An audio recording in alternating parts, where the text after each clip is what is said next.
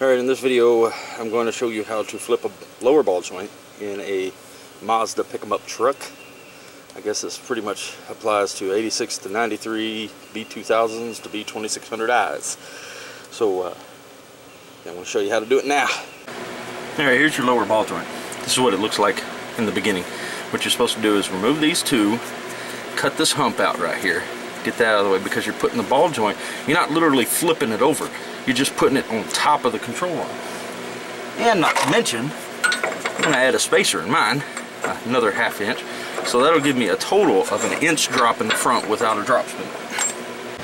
And plus, the way I got this one jacked up is pretty much under the frame. What you got to do is it hangs the spindle. It's like all the force is down on the upper control arm against the bump stops there. So what you got to do is, when you get the ball joint loose, you got to actually drop it down and up over. Well, with that up against like that, it makes it kind of difficult. So you got to take those three loose, and you got to take the four on the bottom loose, and then, well, on the lower control arm, and then you take your caliper out of the way. It'll lighten it up a little bit. You don't have to, but it'll lighten it up. All right, what I'm doing is adding the spacer. You see, these are original bolts. That's how short they are. Well, you got to go get you some new ones. You got to get them longer. That's about 3/4 of an inch longer, and that's just enough. So when it's going through the spacer, it gives you a little bit extra. Plus, the way I'm doing it is not the typical way you do it. I can't hardly start that bolt up this way through the ball joint. So what I do is I take it all the way through the ball joint to where it's tight in the ball joint, thread it all the way through, then I stick it through the control arm, add a washer, and then a nut. I find that much easier to line it up. Now, the thread size of these boogers are, find you here, M10's 125 pitch. That is the metric size, stock size, whatever, of that bolt. So, that's what you need. I went ahead and got me some new washers too, just because I wanted to. You don't have to, but it's good too. Now, once you take the caliper loose, which is a 14mm bolt, you got to take this little spring thing off to get that out of the way. Just a flathead.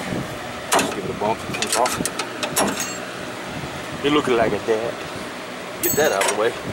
Then you can take the hose out of the hole and move the caliper through there. I don't see what I'm doing there. But you take it through there. Just let it hang out right there. Get it out of the way. And now that you got it removed, get your bolts out of the way, basically, take it from the bottom and then put it on top. Now that's what I got to do next. But first, you must dehump it. Gotta get rid of that out of the way. It's actually going to kind of look like that when you're through, because it's kind of hard to cut that flush. Anyway, that's what we'll do now. Alright, this next process, I'm going to pretty much put you in fast motion so you can get the idea of what's going on here.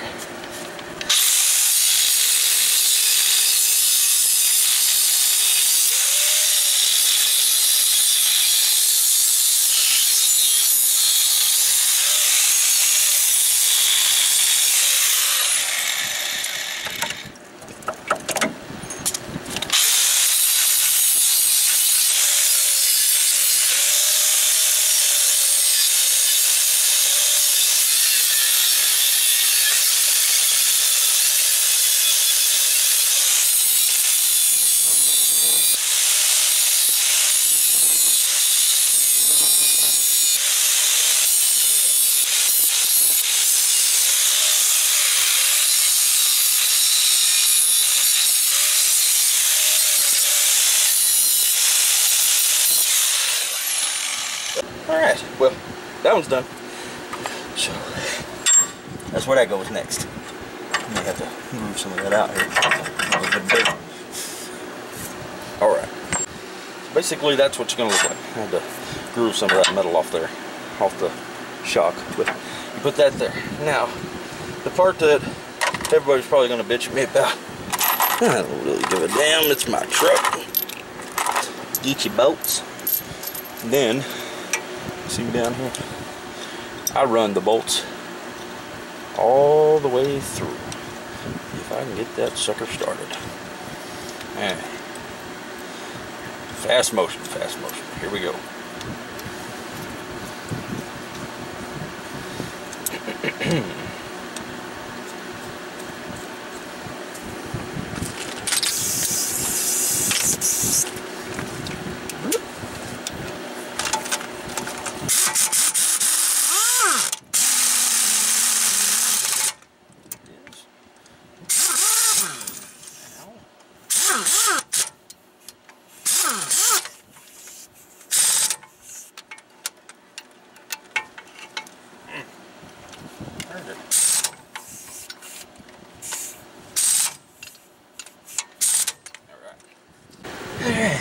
Fighting that for a few minutes. Shove it down in there. There you go. See how easy that was? Now once you got that in there, whew, alright, I suggest go ahead and start one of the back ones, just to hold it there, and then put your upper control arm on there. You really don't have to, but I'm gonna throw these nuts on. Gotta throw some nuts on. Alright, so here's what it looks like after you got the nuts on. It's a booger to get to these, but a regular 17mm wrench like this, got a little curve to it, makes it easy. Then you can hit these with the regular ratchet. They're 17s. Once you get new bolts, for some reason the metric bolts, they're always bigger on the head. See, the previous ones were 14s. New ones, the nuts and the head of the bolt are 17s now. So this is pretty much what it looks like. Let's see if I can shake you to death here. Alright, you got your ball joint used to be underneath at the spacer, so that's a total of an inch drop. You got the thickness of this, the thickness of the spacer, and the thickness of the ball joint. So basically that's about an inch. So as good as you're gonna get there. But that is an inch drop. So if you actually had spindles, that would be a total of a 3-inch drop if you had 2-inch drop spindles. I don't think they make anything but a 2. So yeah. Right. And there's your top down view. There's your spacer right up against your shock mount and everything. So that'll do it. And I know they say something about you put the upper ball joint on the top too, but I don't really see how that makes much of a difference. Geometry, like I know it probably, I don't know, it just don't make sense why you do that, because you can adjust the camber. I mean, if you have camber issues, you can adjust it there. So I don't do that. I don't care to do that, because then I have to break the ball joint loose, put it on top, and then put it back in. Shoot, it's much easier. Just take it loose and leave it alone. And there you go. That's pretty much how you do that. One thing about these 3 bolts right here is they are not grade 8. No bolts on these ball joints are grade 8, so they will snap the heads right off if you over tighten them. Well, maybe they are. But I've broken many heads off these top bolts, so just, you know, don't give it hell. Don't use the damn torque wrench or anything. Just tighten good. Before anybody asks or leaves a comment on what kind of wheels these are here, they are GMC Yukon Denali wheels. They are 17-inch by about 8-inch, 7-inch wide, close to that. I'll show you something here.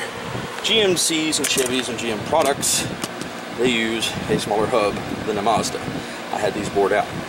These bore on here is, I'm pretty sure it's 3 3/4. It's not exactly the same as a Mazda. Mazda's metric, so it's just a hair smaller, but they work. I got them to bore them out to 3 3/4. And as you can see, a beautiful GM right there. You can't see that.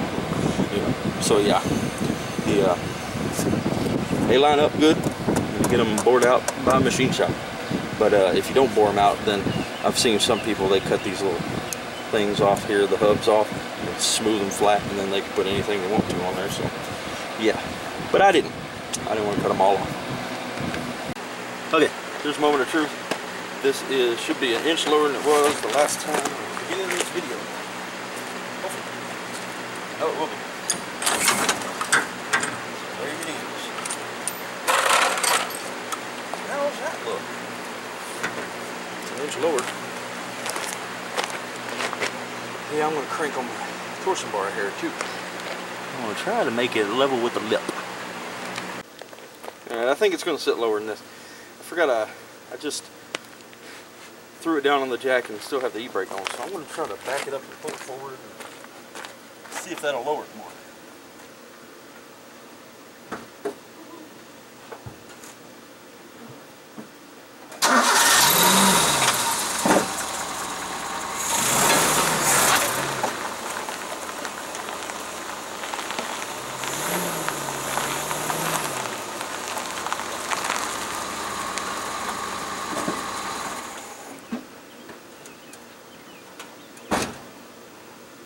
Let's see how that helps. It didn't do much. Oh well, I guess I'm still going to lower it some more. I'm still going to add, I'm taking the 1-inch blocks off the back. I'm going to add a 2-inch block.